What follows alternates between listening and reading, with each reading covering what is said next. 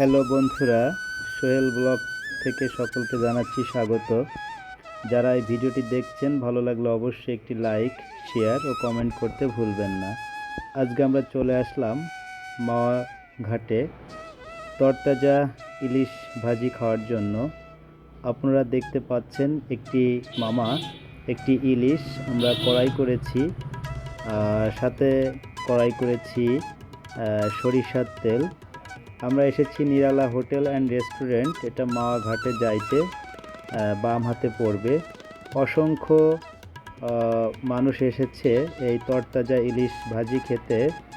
তো মামা অনেকটা সযত্নে ইলিশ মাছটা পরিষ্কার করছেন। তো যাই হোক, সব মিলিয়ে আজকে আমরা মজা করে খাবো। দূর দূরান্ত থেকে অনেক দর্শনার্থী এসেছেন। আরেকজন মামা আছেন, এটা ভাজি করতে ব্যস্ত আছেন। আমাদেরটা এই যে দেখতে পাচ্ছেন, এই যে রেডি হয়ে গেছে, বলে রাখা আছে।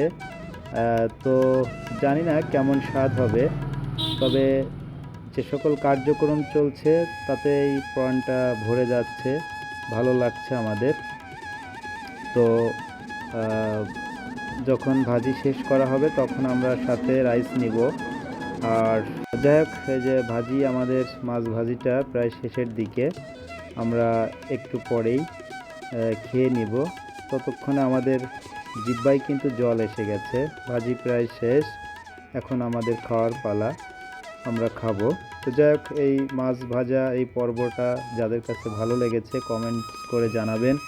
যদি পদ্মার সেই তরতাজা ইলিশ মাছ ভাজি খেতে চান তাহলে ইনবক্সে জানাইতে পারেন, আপনাদেরকে সাথে করে নিয়ে যাব। ধন্যবাদ, ভালো থাকবেন।